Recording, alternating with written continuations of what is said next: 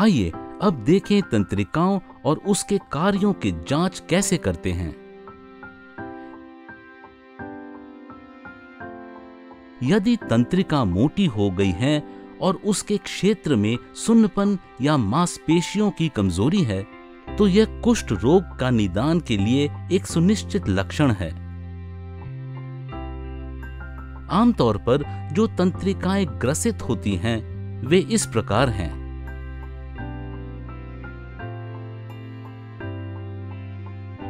एरिक्युलर nerve, जो कान के नीचे गर्दन के साइड में होती है और मोटे होने पर स्पष्ट दिखाई देती हैं। इसे छूकर निश्चित करना चाहिए कि यह रक्त नलिका नहीं वरन तंत्रिका ही है। कोहनी के पास अल्नार नर्व,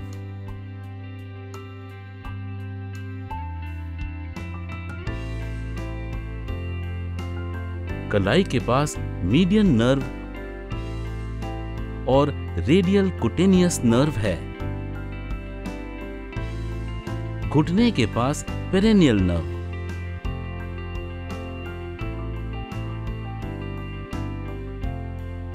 और टखने के पास पोस्टीरियर टिबियल नर्व।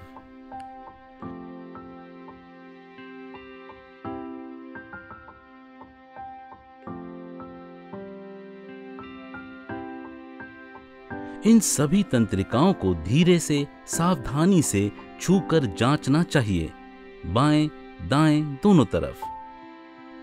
तंत्रिकाओं को छूने का अभ्यास करें, जिससे उनकी सूजन या मोटाई, कठोरता या छूने पर दर्द का एहसास जान सकें। तंत्रिका को हड्डी के ऊपर रोल करने से उनकी सूजन, मोटापन या कठोरता का पता लगाया जा सकता है। छूते समय जांचे जाने वाले व्यक्ति का चेहरा देखें। यदि चेहरे पर पीड़ा के भाव दिखें, तो तंत्रिका टेंडर है।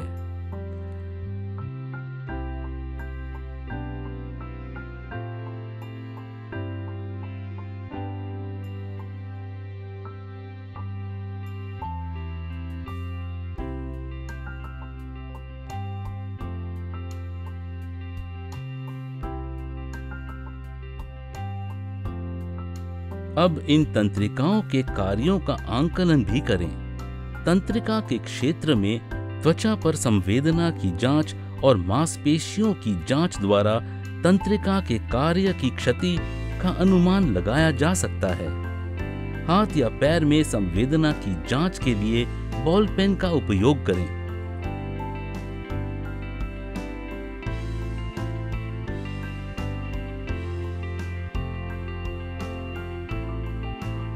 अल्नार नर्व का क्षेत्र हाथ की छोटी उंगली की तरफ है।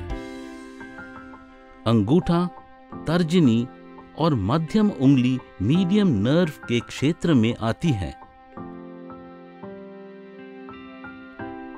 पोस्टीरियर टिबियल नर्व का क्षेत्र पैर के तलवे में होता है।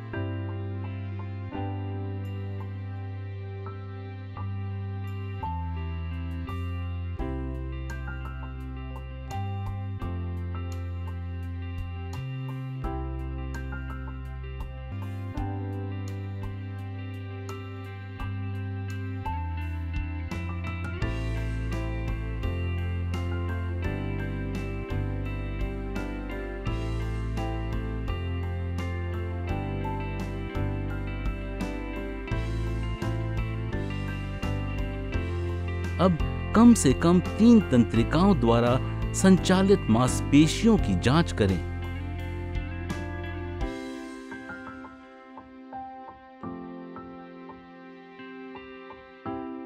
पहला, अंगूठे की जांच। मीडियम नर्व के लिए व्यक्ति से कहें कि हथेलियों को ऊपर की तरफ खोलें। आप उसके हाथों को नीचे से सपोर्ट दें। फिर निर्देश दें कि वह अपना अंगूठा अपनी नाक की तरफ सीधा करें और जांचें कि क्या यह ऐसा व्यवधान या रेजिस्टेंस देने पर भी कर सकता है।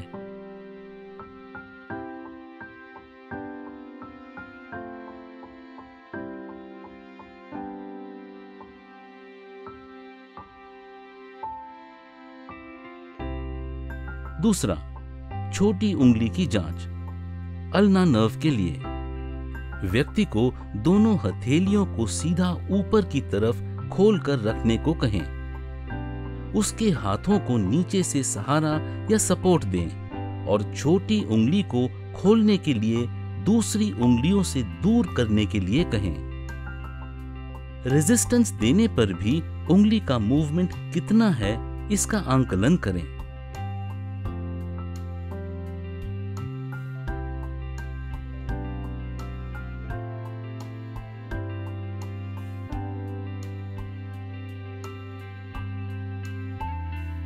तीसरा, पैरों की जांच। लैटरल पोप्लिटियल नर्व के लिए व्यक्ति से बैठने को कहें। उसकी टांग को अपने हाथ से पकड़कर स्थिर करें। फिर उसे पैर का पंजा उठाने को कहें। उठते हुए पंजे को हाथ से अवरोध रेजिस्टेंस देकर मसल पावर का आंकलन करें।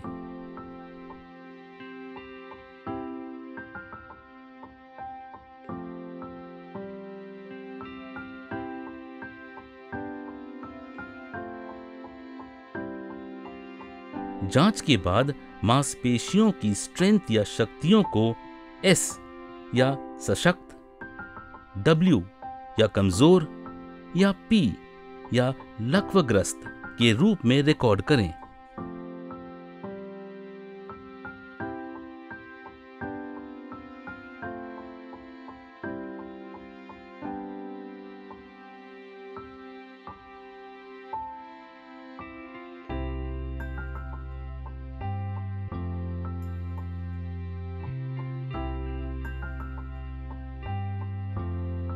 दोनों आंखों की जांच करें, विशेषकर नजर की।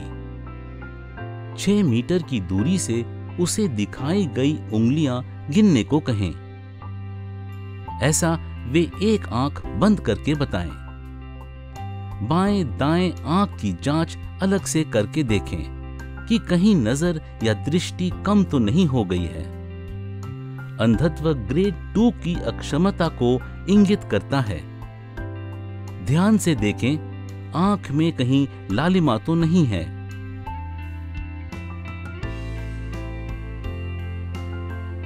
क्या आप जानते हैं कि अक्षमता का आंकलन कैसे करते हैं? उसका रिकॉर्ड केस रिकॉर्ड में दर्ज कैसे करते हैं? अक्षमता एक विस्तृत परिभाषा है जिससे व्यक्ति की शारीरिक क्षति, सीमित कार्य क्षमता एवं प्रतिबंधित भागीदारी समाहित है। हमें यह जानना चाहिए कि कुष्ठ रोग में होने वाली अक्षमताओं को कैसे ग्रेड या श्रेणी में रखा गया है। निदान के समय अक्षमता की श्रेणी क्या है और उपचार के समय ये उपचार के बाद उसमें क्या परिवर्तन आया, यह जानना आवश्यक है। अक्षमता को 0, 1 या 2 की श्रेणी में रखा जाता है।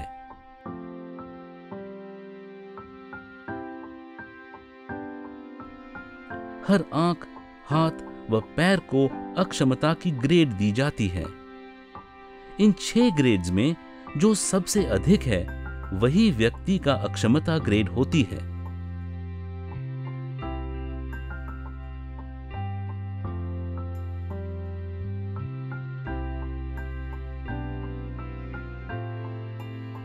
ग्रेड 0 का अर्थ है कोई अक्षमता नहीं।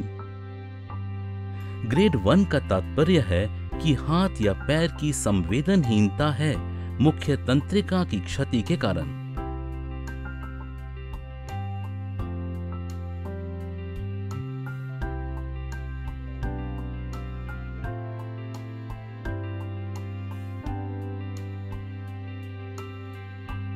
ग्रेड 2 अर्थात हाथ, पैर या चेहरे पर विकृति का पाया जाना,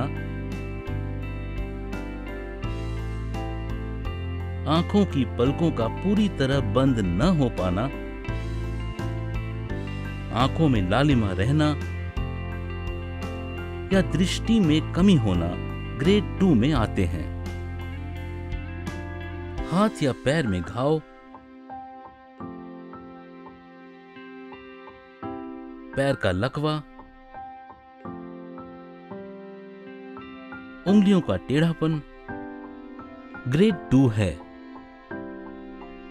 उंगलियों का छोटा हो जाना देर से पाया जाता है, यह भी ग्रेड 2 में शामिल है।